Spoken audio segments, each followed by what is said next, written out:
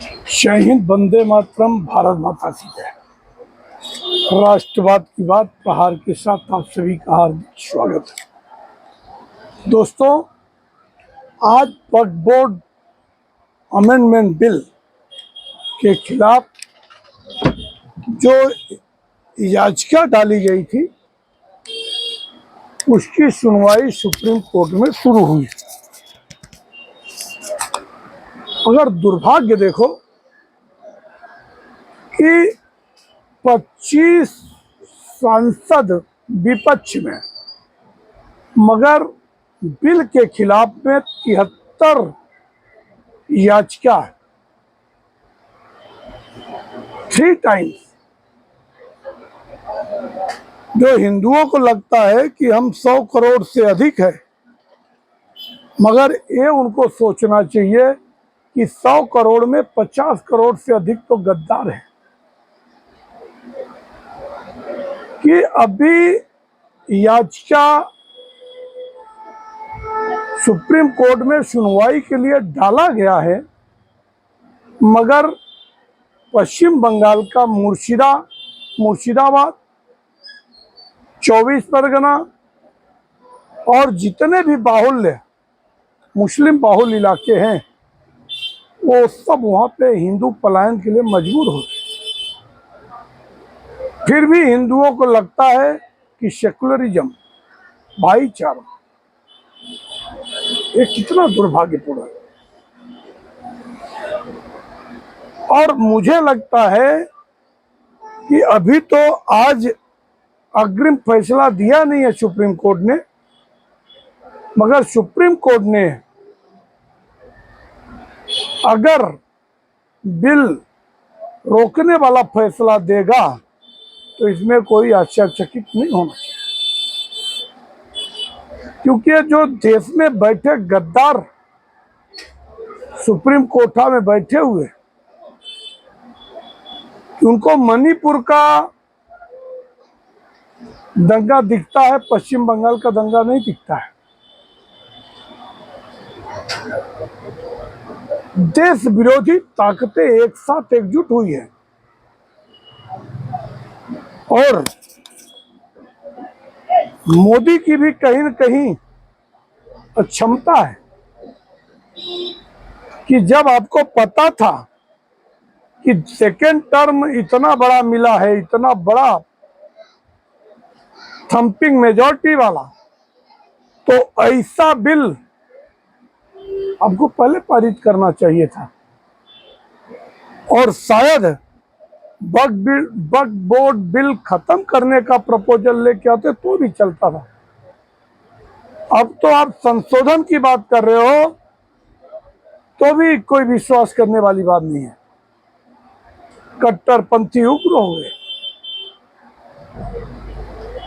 और मैं भगवान भोलेनाथ से यही फैसला कहता है कि ये वक्फ बोर्ड बिल सुप्रीम कोर्ट में टिकना चाहिए। जैसे अगर जज ने कहा, 3 जजों की बेंच, संजीव खन्ना ने कहा कि रजिस्ट्रेशन वक्फ का होगा तो फेवरेबल है, सारे प्रॉपर्टियों का रजिस्ट्रेशन होना चाहिए। तो और यह है कि जो बहुत पुराने मंदिर मस्जिद उसका एक बार डॉक्यूमेंट 19-20 चलेगा। ये तो शुरू में कब्जा ही नहीं किए, एक कब्जा तो किए 2013 से 2025 के बीच में, और इसके तो कागज इनको देने पड़ेंगे। अगर आजादी के बाद वाले जो कागज है, जो 14वीं, 15वीं, 16वीं सदी के, वो एक बार चलो एक्सेप्टेबल। ये जो मंदिर तोड़ के मस्जिद बना गए, उसके तो साक्ष्य मंदिर वाले पेश करेंगे। मगर मुश्किल काम कहाँ है कि एक जज ने कहा कि अगर तिरुमाला तिरुपति मंदिर में गैर हिंदू रखे जाए तो क्या होगा? मतलब मंदिर की तुलना आप वक्फ बोर्ड से कर रहे हो, जबकि पहले ही कहा गया ये प्रॉपर्टी का लेखा जोखा के लिए समिति बनाई जा रही है और इसमें गैर हिंदुओं को, गैर मुस्लिमों को रखा जाएगा। मगर अफसोस की बात है, अभी तो मामला फिलहाल 50-50% है। अगर बिल रोकने का भी अगर प्राविधान माननीय न्यायालय करती है तो चौंकना नहीं चाहिए, क्योंकि जो छुपे हुए गद्दार हैं, इको सिस्टम हर जगह है। इस सेकुलरिज्म का जो भूत है वो न जाने कहां कहां चढ़ के बोल रहा है। हम तो सिर्फ उम्मीद करेंगे, बाकी सुप्रीम कोर्ट ने कहा कि जो कुछ पश्चिम बंगाल में हो रहा है इसको जस्टिफाई नहीं किया जा सकता। इवन ममता बनर्जी के ऊपर भी प्रेशर आया जब से योगी आदित्यनाथ ने कहा कि लातों के भूत बातों से नहीं मानते, तो एक्शन में आई बंगाल की पुलिस और 210 उपद्रवियों को पकड़ी है। मगर उनके ऊपर कौन सी धाराएं लगाएंगी, ये सब चिंता का विषय है।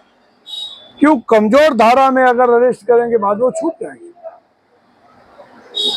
मगर आने वाला समय अगर शीघ्र समय रहते पश्चिम बंगाल में राष्ट्रपति शासन लागू कराते हैं, भले एक टेनर बढ़ा के फिर चुनाव कराए जम्मू कश्मीर की तरह, तभी देश के लिए अच्छा होगा। अदरवाइज पश्चिम बंगाल देश से अलग हो जाएगा। जिस हिसाब से बाहरी ताकत भी लगी है और अंदर भी छुपे गद्दार है कि वक्फ बोर्ड बिल पारित हुआ, कानून बनने से पहले ही उग्र आंदोलन चालू हो गया। तो लोगों ने कहा था कि पूरे देश में शाहीन बाग बनाएंगे। अगर पश्चिम बंगाल एक स्टेट अगर नहीं संभाल पा रहे केंद्र सरकार, पूरे देश में क्या हाल होगी, कितने हिंदुओं का नरसंहार हो जाएगा। और हिंदू सेकुलरिज्म का अफीम पिए बैठे हैं, इनको तो अस्त्र शस्त्र उठाना नहीं है, मार खाना कबूल है। तो इसके लिए अब कल जो दलील रखेंगे अटॉर्नी जनरल, उस पर सबकी नजर है। आपको अगर हमारा विश्लेषण अच्छा लगे, आप लोग हमारे चैनल को सब्सक्राइब करें और अपने दोस्तों तक शेयर करें। जय हिंद, वंदे मातरम, भारत माता की जय। धन्यवाद।